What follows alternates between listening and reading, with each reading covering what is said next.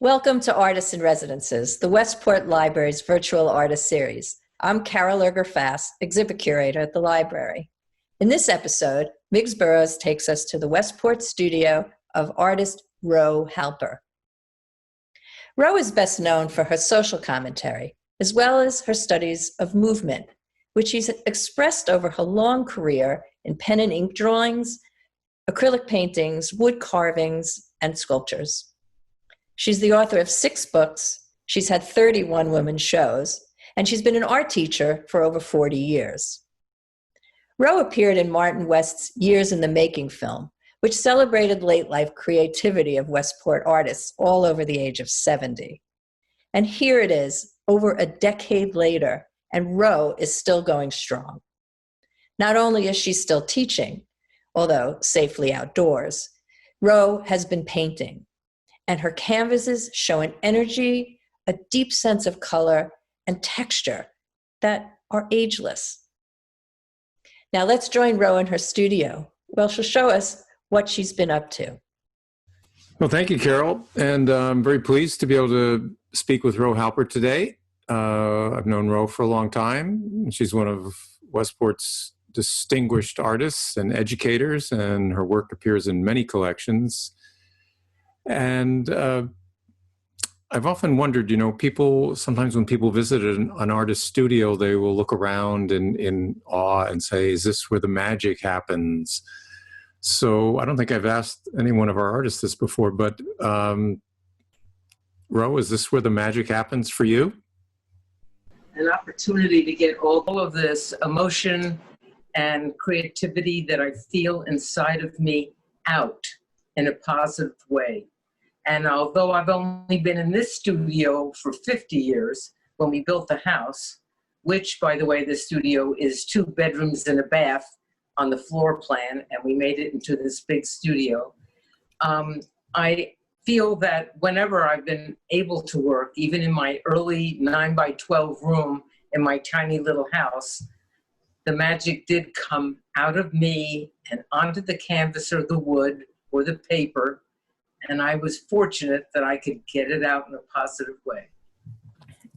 And you have an education in art, or did this come to you naturally?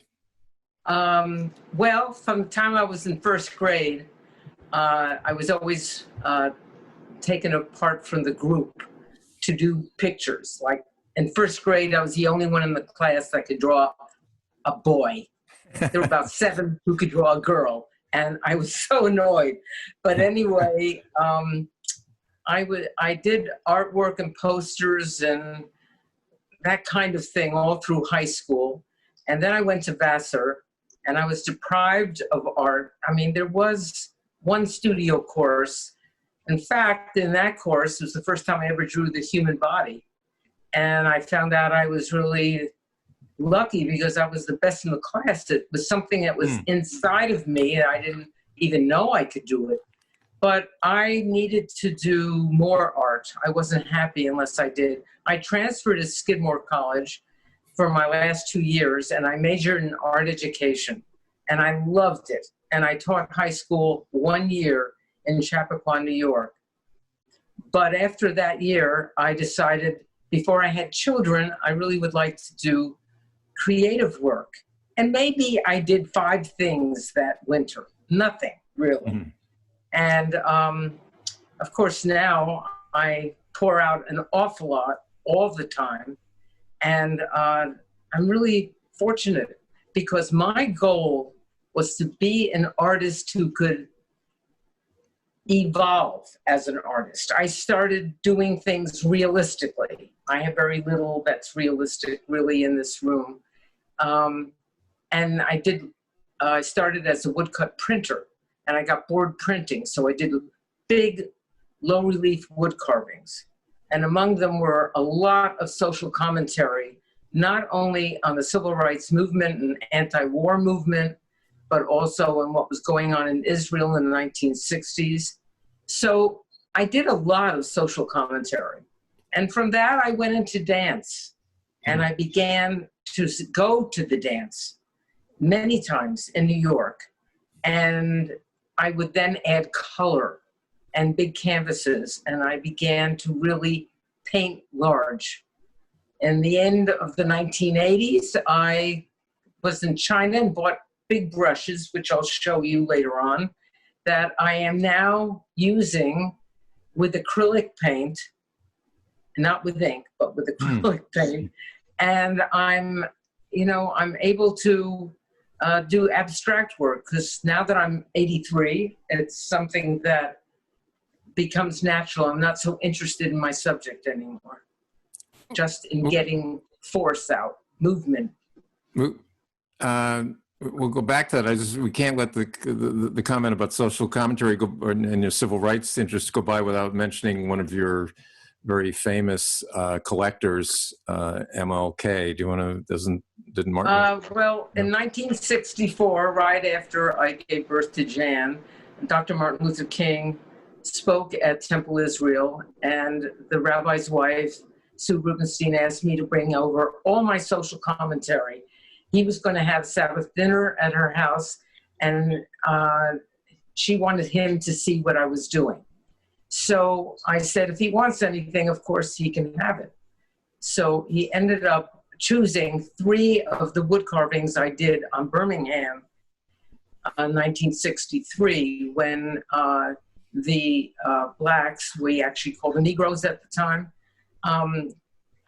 were attacked by dogs and hoses. And I did 3 wood carvings, and one was the violence to the blacks, the second was prayer, what should we do, and then fighting back.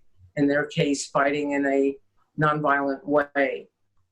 And he loved them, and I sent them down to the Southern Christian Leadership Conference. And 2 years later, my husband Chuck and I went to visit. We were invited. And from there, we went to their home, and I met Coretta King. I met Dr. King a second time. He had just come back from Chicago, was very depressed because the young kids of SNCC, the Student Nonviolent Committee, were beginning to take over, and he was very upset by it. Meanwhile, the 3 that were sent to this original office were separated, and Coretta King said they have to be together. So they were right at the entrance of their house on Sunset Street and Sunset Avenue in Atlanta. And they were photographed, and now I've recently been told that this house is being totally renovated. It's probably halfway finished. And all the pieces of art and artifacts in that house have to go back exactly the way they were when he was living there. So when that is completed, my pieces will be in the museum there, which is what they're making this house into by the National Park Service. When that happens, I hope to take my whole family down for the opening. Wow. Right after that. That's amazing legacy there. So jumping way fast forward now, the paintings that you're in front of, were they done with those Japanese brushes? And what is the what are the qualities of the Japanese? What qualities does the Japanese brush give you, or what? Immediately, they give me huge brushes to work with. You want to show? And that's what I chose. Yeah, go ahead. I have them on the other side of the room. Should I go? Yeah, sure. Yeah, we'll follow you. I promise. Okay. And Jan, thanks to your daughter Jan for doing the camera work. Yeah, you may have to join the union after this, but.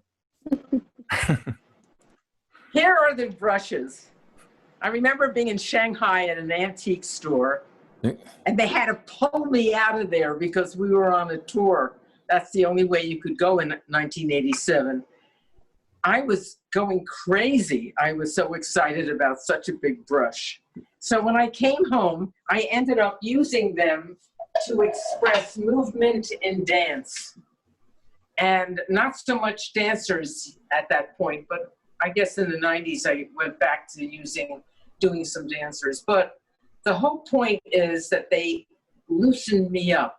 And every time I used those brushes, there were always surprises what was coming out with the paint. which I loved. I purposely bought this new canvas a couple days ago just to show you a piece in progress. Mm-hmm. And you can see that I can go wild moving it around. But in the background, I have many layers of interference paint. It's very subtle, and I don't know if I have enough layers yet. What did you call it? Interference? As far as what I'm doing, interference. Yeah, what does that mean? I've never heard that term.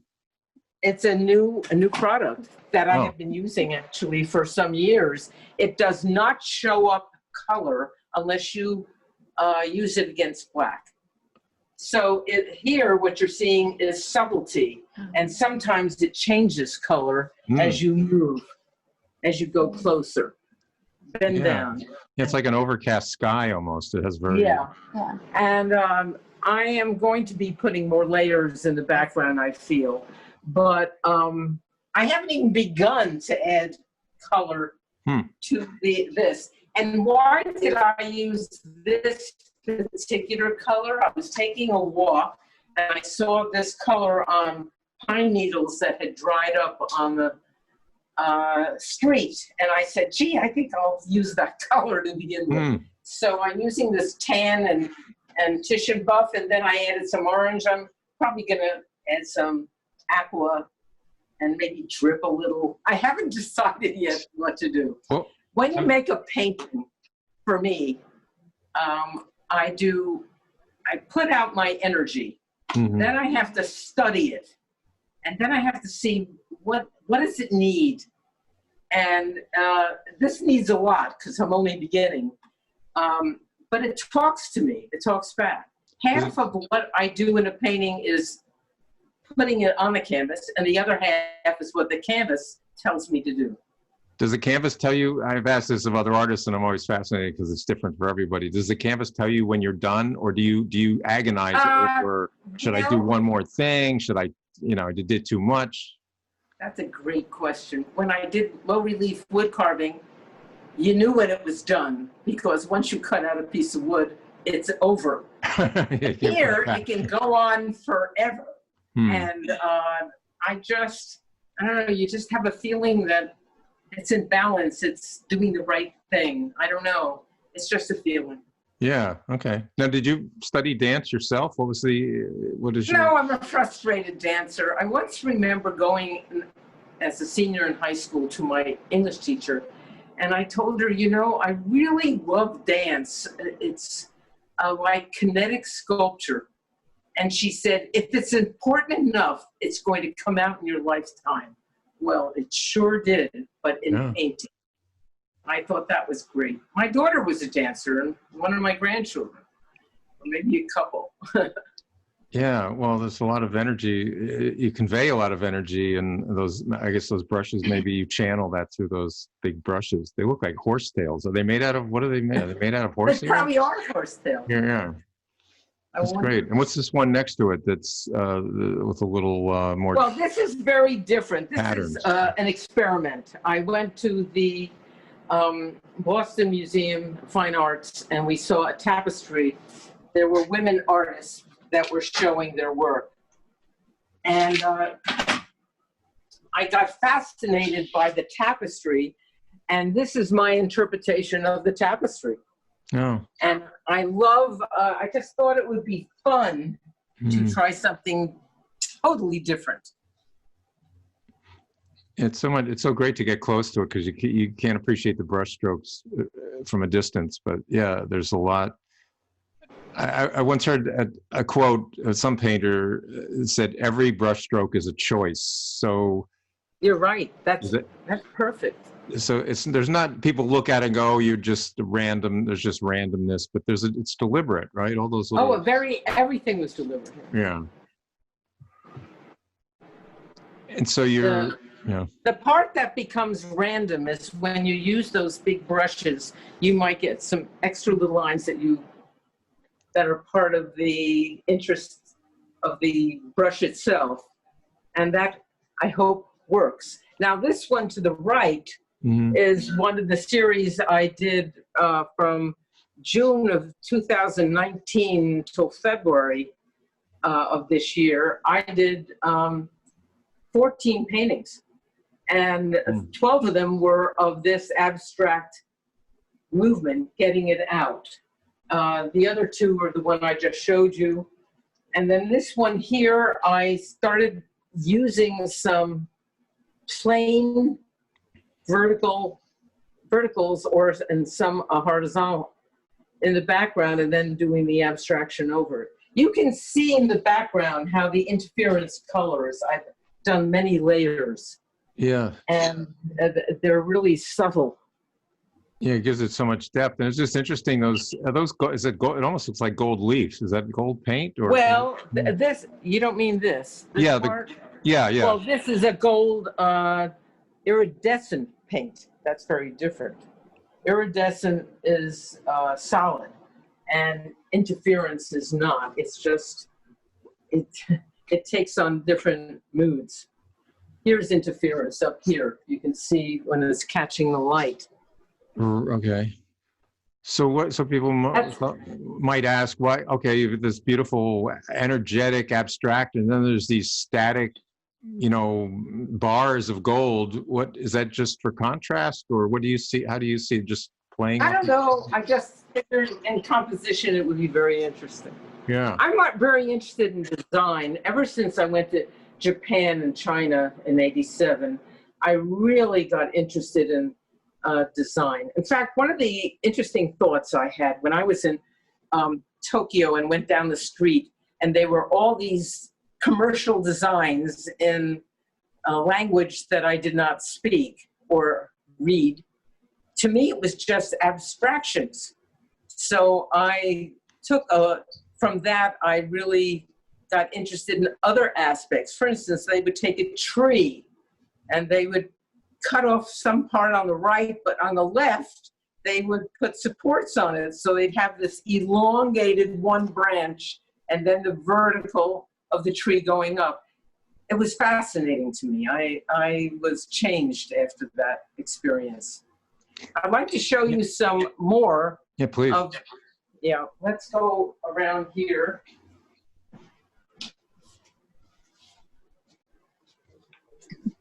And then over here, this is an example.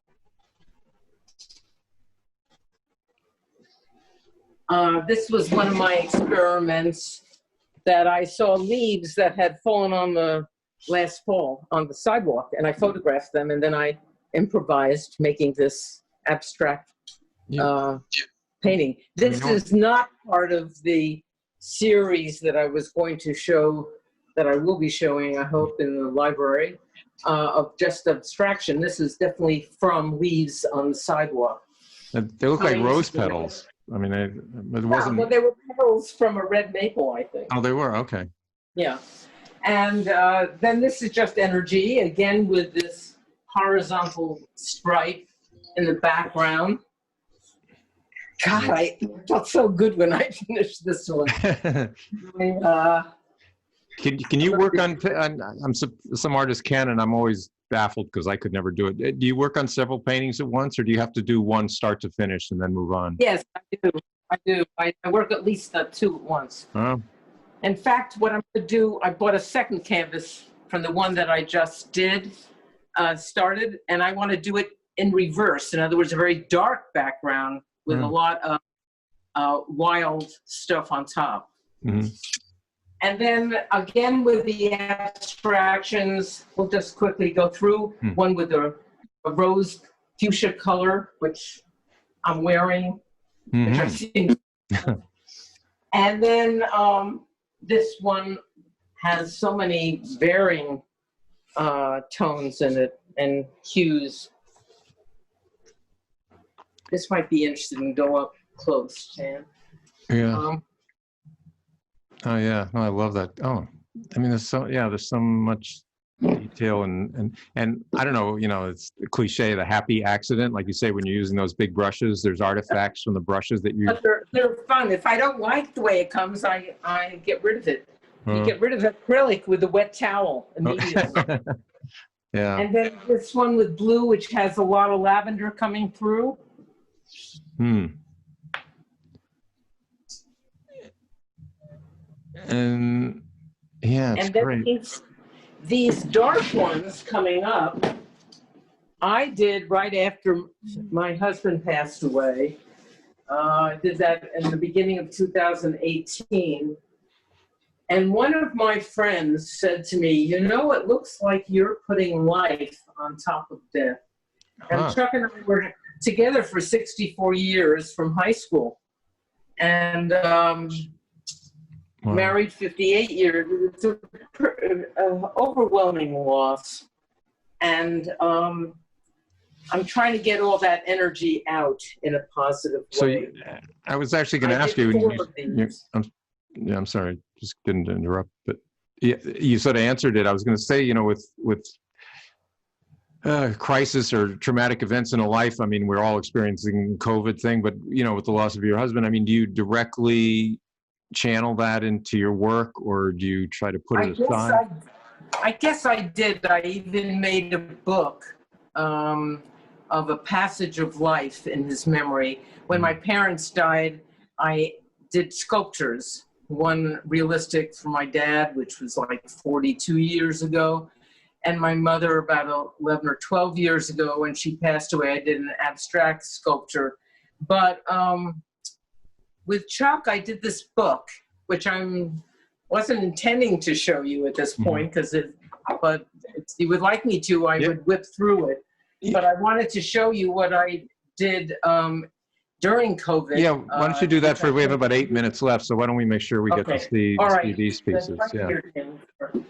In the month of June, one of my students' father, who is very attached to the Alvin Ailey dance group, gave me a whole bunch of photographs. And the way it works is that you do not photograph anyone else's photograph. You don't use it as an art form, except for dance, because the dancers only want certain photographers to get them. Now, this is Alvin Ailey.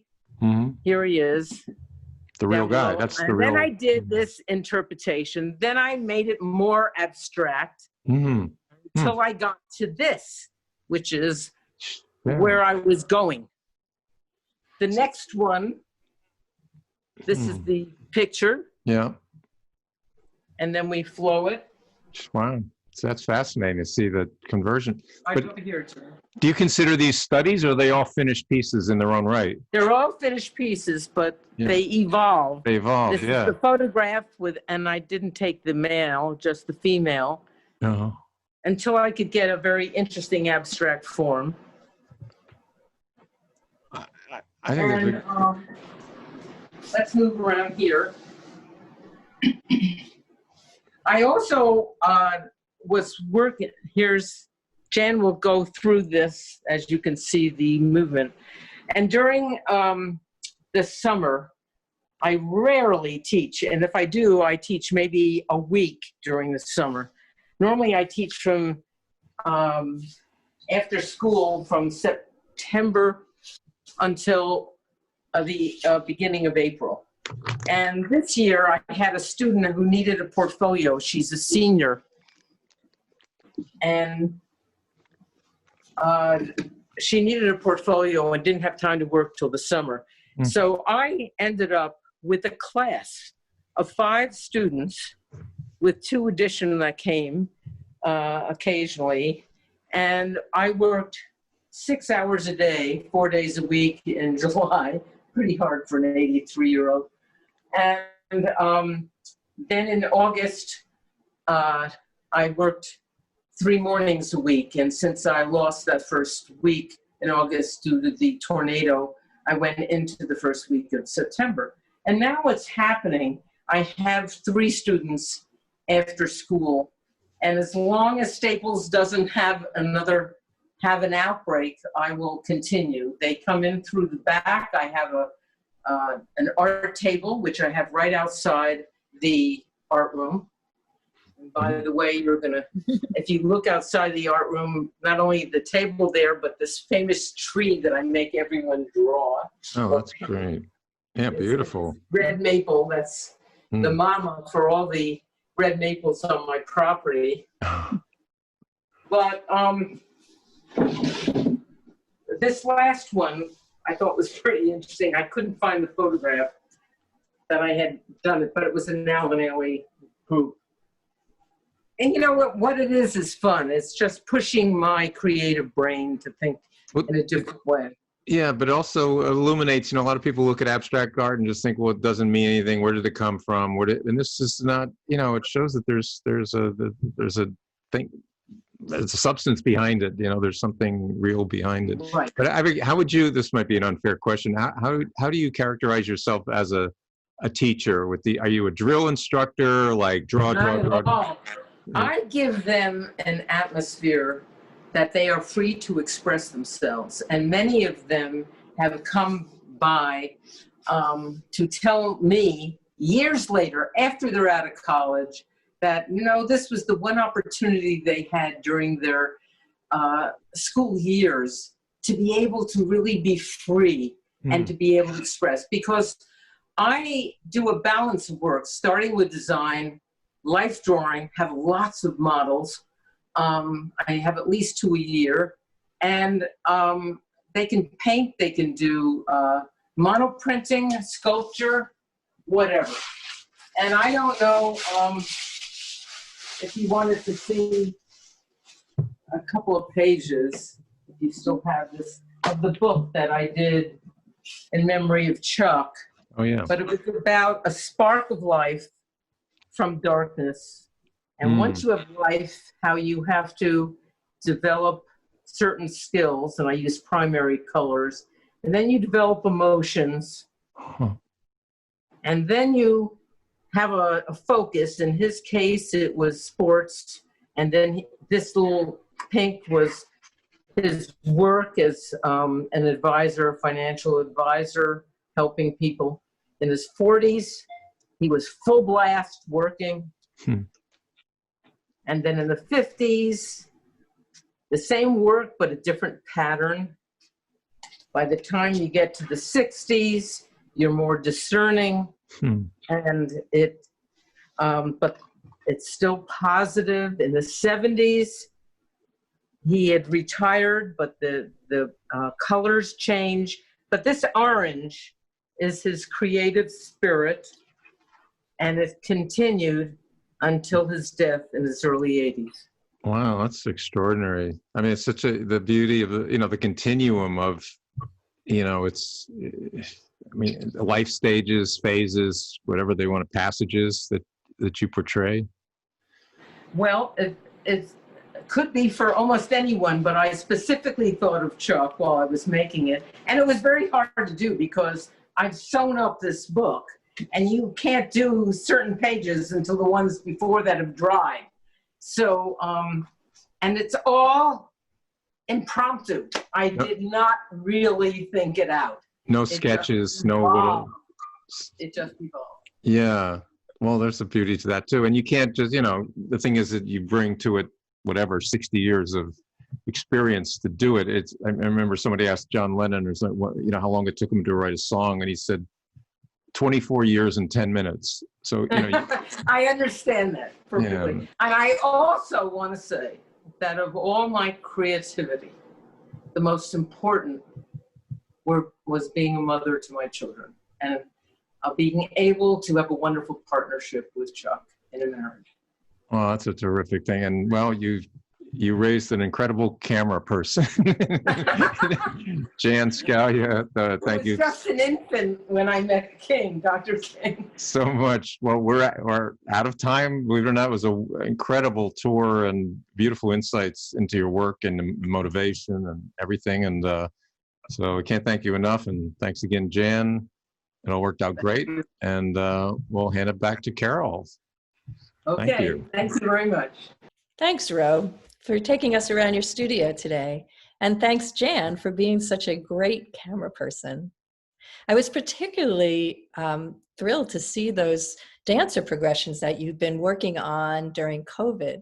You could take a semester class about abstraction in college and still not get the understanding of the process that was so apparent by just looking at those with you. Thank you. To see more of our Artists in Residences videos, check out the library's YouTube page, Westport Pub Lib, and search for Artists in Residences. Thanks, and hope to see you at the library again soon.